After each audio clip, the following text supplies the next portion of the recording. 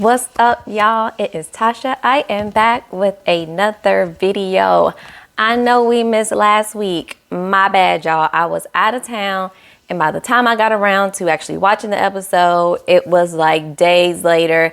And I'm like, it's really no point. We can kind of just catch up on that episode with this episode as well, because it kind of all just ran together, y'all. But we are here with Put a Ring on It, season 3, episode 7. Do not forget to hit the like button, comment in the comment section below, and also subscribe if you are not already subscribed to the channel. Let's jump into the video this week, y'all. So last week we did see Shay getting some advice from her family. Otis actually met with his dad, and his dad really gave him some sound advice, but he's determined not to listen. And then basically, I feel that Shorty is just looking for a way to escape this relationship. So this week, they are still meeting with their family members to discuss their relationship. So we pick up with Otis and Charla having a date where she said she was done and he walked away. He comes back and tells her that he felt terrible about the last session when he told her that he was DMing his date. And I was like, Otis, no, you don't. He said he was wrong, and we all know that, you know, he apologizes for hurting her, but I don't think he really meant it. He starts to cry fake tears. She says, you know, she feels like he is at fault, and he really hasn't been vulnerable in the past with sharing his feelings. And I guess now that he's trying to do that he really hoped this shows her how he really feels about her. Okay, Otis. She tells him that he has a hard time holding himself accountable, and he does. And he says he doesn't want to throw away 3 years, and he doesn't know what he would do without her, and he really hoped that day never comes. Again, I don't know if I believe this from Otis, but okay. She says she thinks this process is really showing who he really is, and now he can't run from it. He asks where she stands, and she says, you know, all this kind of just happened a few days ago. That I'm still not in a good place, so we'll just have to see how things go. But she really feels like this process is really exposing some things that really need to be seen. She says, you know, in the end, they'll really try to just give it their all to make it work, and he agrees. And I'm just like, why does this feel like a carousel just going around and round and round and round? But if y'all like it, y'all know the saying. Okay. So we then see Kenneth making some food, and he prepares to get a visit from his older brother. His brother comes in and asks him, you know, what's the next move with Shorty? And he tells his brother that they are not in a good place, and he is fighting for the relationship. And his brother's like, you're fighting, which basically insinuates it's just you and it's not her. And I can't say I don't agree that Shorty isn't fighting. It's because I do feel like the majority of the time it looks like Shorty is completely over this relationship. So I don't really see her putting a whole lot of effort into trying to make things work or trying to fix things, because I feel like she is completely over the relationship.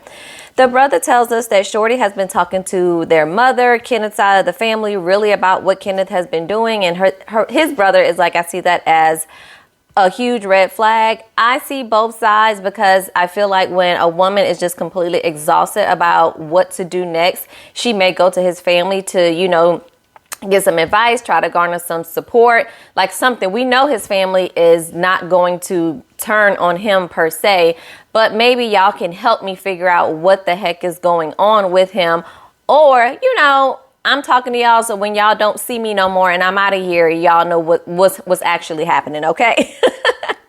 So Kenneth's brother asks if she sees her faults, and Kenneth says he doesn't think that she does. And again, I can't lie. I don't know if she has addressed much of what's going on with herself, or if because the things that Kenneth has done has just been so loud that it just kind of overshadows what she needs to work on. I really don't know, but I do think that Shorty can put in more effort if she wanted to. But again, I don't think she wants to. I don't think she wants to be with Kenneth. His brother thinks that Shorty is playing Kenneth as a puppet, and she can really do anything and he will still be there.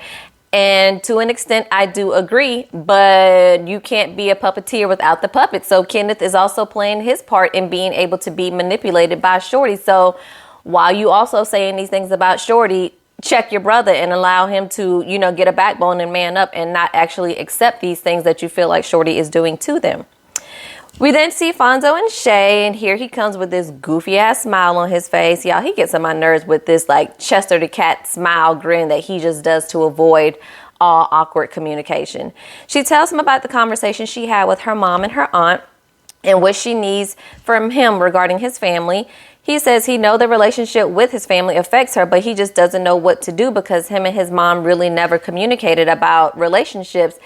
And I guess he's like, well, we've never done it, so why start now? But you need to start now if you obviously want this woman in your life. Like, grow up. You are not a little 15-year-old boy trying to talk to your mom about your first girlfriend. Like, cut it out, Fonzo. She tells him when you leave people to assume things, you come up with the mess. And I'm like, accurate, the mess that y'all are in right now. Fonzo says he thought everyone would just kind of come along and he just really can't help the relationship that his mom has with his ex. So she keeps talking. He continues to laugh as a defense mechanism, and I'm getting annoyed AF at this point because I am just like, Fonzo, I feel like we've already addressed that you do this as a defense mechanism. So because we know this, what are we then doing to correct it? Because it still just continues to look as if you are just laughing at her and not taking what she is saying seriously. So like, figure it out, but this ain't its way. She feels he hasn't taken accountability, and when she asks who's responsible, he says he doesn't know, and she tells him, sir, it is you. She says she can't accept life as it is today, so if this will continue, she can't go on. She wants him to be better overall and to hear what she is saying, and tells him basically this is the last chance and the last time you kind of have to get it right.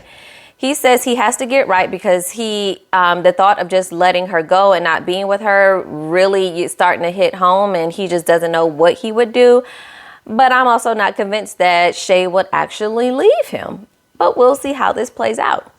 So back to Kenneth and Shorty. Shorty's mom comes over so she can talk about their relationship. I'm not going to comment on Shorty's mama hair. Y'all saw it. I saw it. Let's move on. She asked for advice on, a long-lasting marriage because it seems that her mom was married for a while to, I'm assuming, to her dad. I don't know if they actually are not together anymore. Shorty's dad passed away. I'm not sure what that dynamic is. But her mom says you have to choose someone to marry, but you have to see them do the right things before marriage, because if you don't see them act right before marriage, why do you think they're then going to change when they get married? Facts, mama, facts. She says she really hasn't gotten to know Kenneth all the way yet to tell Shorty if he would be a good husband. And I'm like, but they've been dating for 3 years. So y'all really have not had that many experiences with Kenneth to get a vibe of how he would be as her lifelong partner. And they've been together 3 years. What is happening here?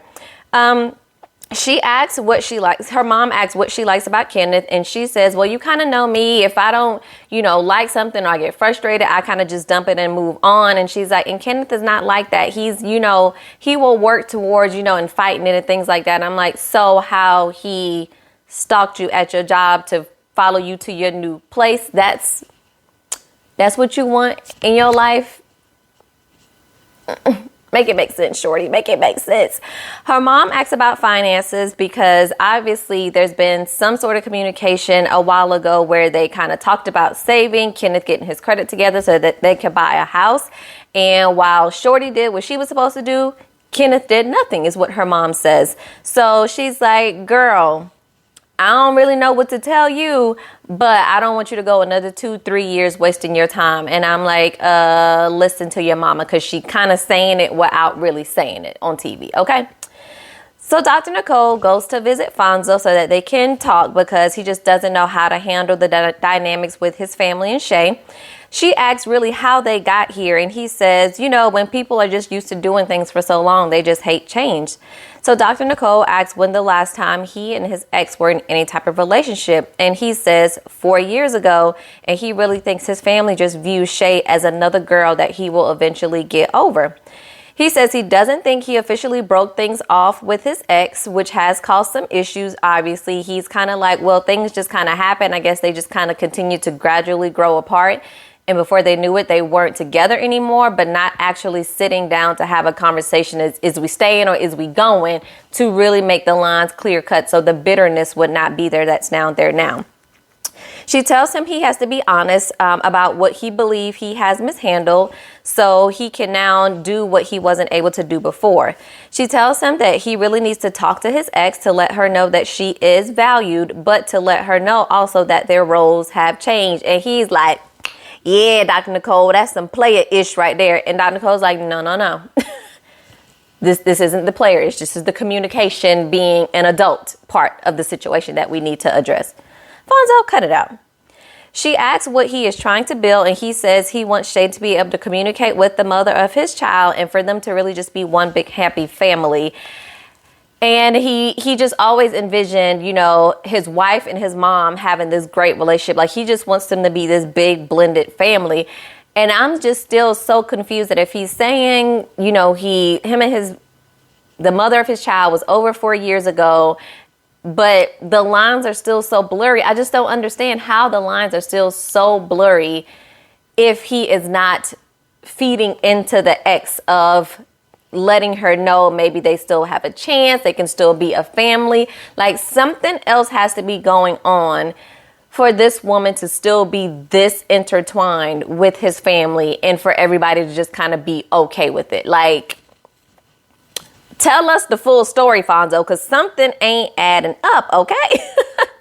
But Dr. Nicole says his family really has to understand that Shay really did not take the place of somebody else in his life and really needs to see what things can look like if it's done right. He says he can't imagine his life without her, and, he just always imagined that they'll have a good relationship, so he's going to have to figure out a way to make this work between his family.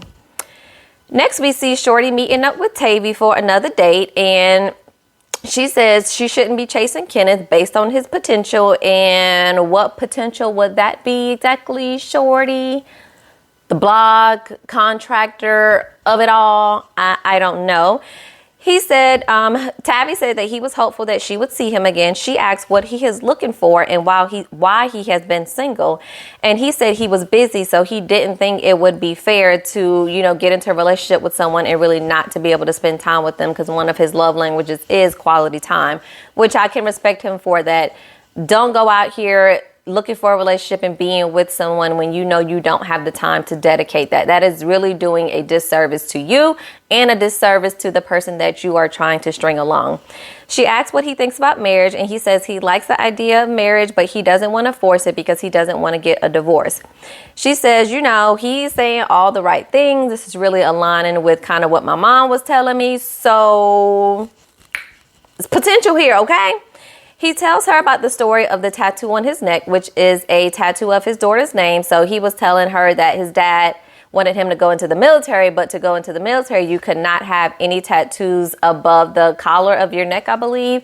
So basically, in order to be defiant, to be like, I don't want to go into the military, he went and got the tattoo. And Shorty was just like, I ain't even gonna lie, I gotta be honest, but that right there is sexy. That tattoo on that neck, it's a little bit sexy. And I mean, it is a little bit, Shorty. We might be seeing each other. I don't necessarily want my man to have a tattoo on his neck because I want you to be, professional with it and all. But when you see it, it's kind of like, oh, okay. Okay. But y'all, they are both blushing throughout this whole date, and I really think they do look cute together. He says he really wants to see where this goes, and she does too, and they may be planning date number 3. But Shorty seems to be a bit nervous because she doesn't know if this is going to cause more issues with her and Kenneth. And I'm like, of course it will cause more issues with you and Kenneth as you continue to build a deeper connection with another man. But also, isn't that why you came here? Like, what is the point of coming on this show if you are not going to follow the process that you signed up for? Like, you just going to sit here and just be nervous about hurting his feelings and then just continue to be in the same toxic situation you've been in for the past 3 years? Make it make sense, y'all. So next we see Shorty. She meeting up with Shay and Charla. So they all take shots to get the party started. Shay asked Charla about the Otis situation and if it was more to the story, really with, him sending the DMs, because she like, girl, I've been through this with Fonzo, so just, what is the tea? So Charla tells us that Otis ended up showing her everything and they really got to the bottom of it, and she really feels like him doing that was really a rehash of course, we know how her very first date went, where he threw out her flowers and wanted her to go take a shower and all that madness. But really, the DMs was just in retaliation to the first date that she had, because of course he couldn't handle it like a grown man. So Shay asked if she would say yes today, and she says she would not say yes today if he asks her to marry him.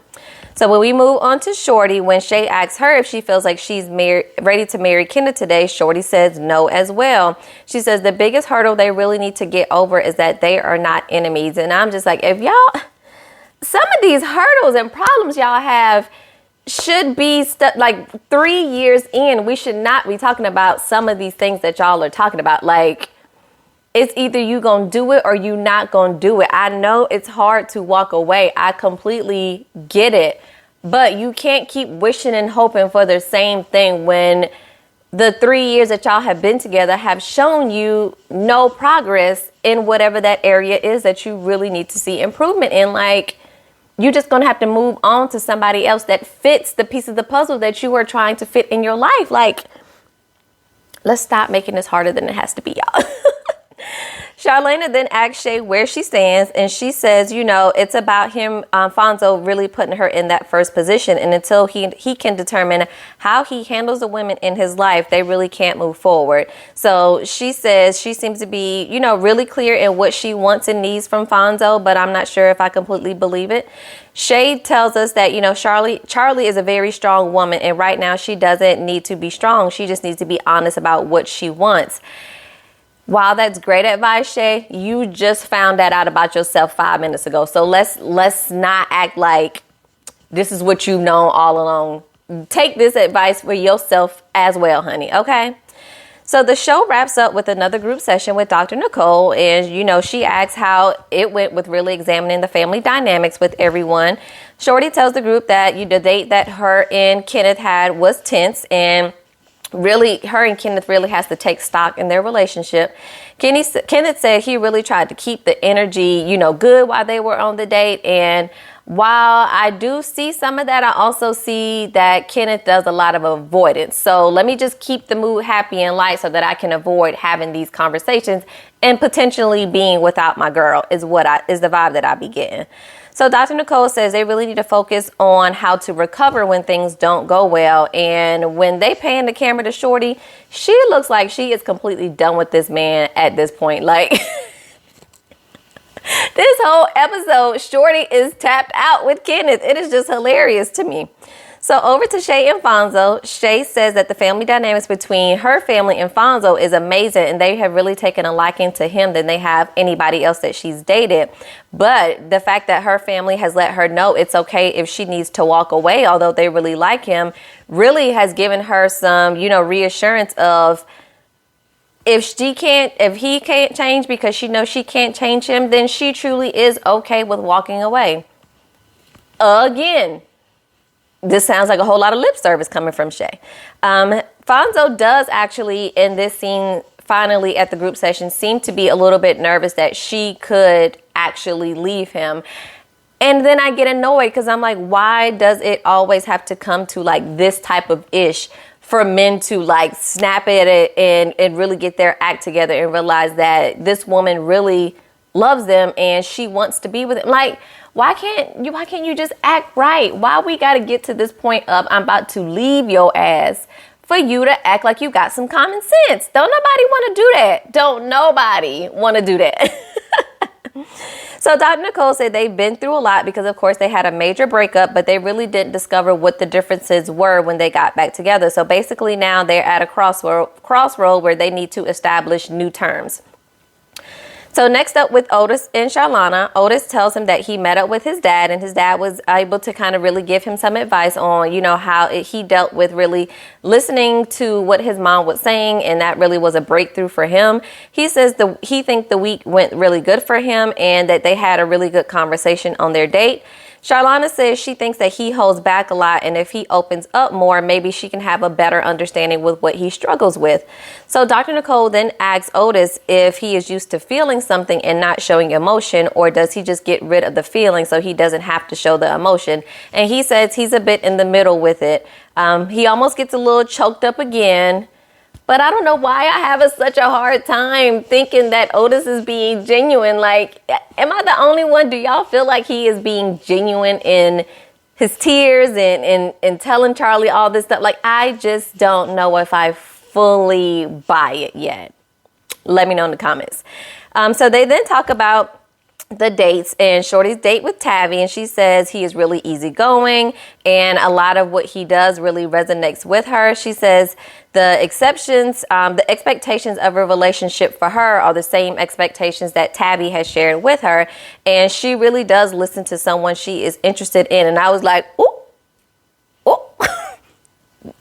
Here comes Shorty with the shade. She says it really opened her eyes to really how she can have better communication with, not only in relationships, but in every aspect of her life. Kenneth says, she said all these great things that she's saying about Tavi, she said about me. So basically, I ain't sweating it. I'm cool with it. So Charlana talks about her date, and honestly, I totally forgot that she went out with the faux Odell Beckham of it all the last episode, because I just really wasn't interested, and it just seemed like a little play date for them. But she says he was attractive, and they had a good date, and Otis was able to swallow it and receive it, that she said he was good looking. But again, I'm like, girl, good looking where? Not, no. But Otis said, he's happy she had a good day. And he was like, man, when she left the house in that dress, she looked amazing. And she was like, yeah, and my date told me the same thing. So I was like, yeah, Charlie, that dress was dressing, girl. I ain't going to even hold you. You did look amazing in that dress. So way to, kick it to him one more time as you was about to leave the house, okay? But no. Her date had red flags, in my opinion, so I really hope she does not decide to go out on another date with this man, but we'll see. But now it's up to Shorty and Charlana to decide if they're going to go on another date. So those were the only two people that actually dated this week. So when they asked Shorty, she said, yeah, she wants to go on a third date with Tavi. And Kenneth said, I'm cool with it. Sure you are, Kenneth. Sure you are. And then they leave us with a cliffhanger with Charlana, deciding if she wants to go on another date. She said that when she came in, she was going to make one decision. And then now that she's been in the session, she's going to change her mind and make another decision. So we will see what happens next week if she'll be going on another date. I personally don't think she will. I think if she does go on another date, it's basically just going to kind of be a test for Otis to see how he responds and to see what other improvements he will make because she's going out on another date with the same man. That's kind of the vibe I'm getting, but I don't know, y'all. They tell us at the end that we have 4 episodes left of the season to see, who's actually going to put a ring on it at the end. It looks like it's going to be a little bit more drama with Kenneth and Shorty. With him he looked like he was like in a drunken rage and really just going completely off. I just need these two to break up. If I don't want anybody else between these 3 couples to break up, I want them to break up, y'all. Anyways, that was the episode of Put a Ring on It this week. As always, drop your comments down below so that we can chat it up in the comments, and I will catch y'all next week. Peace.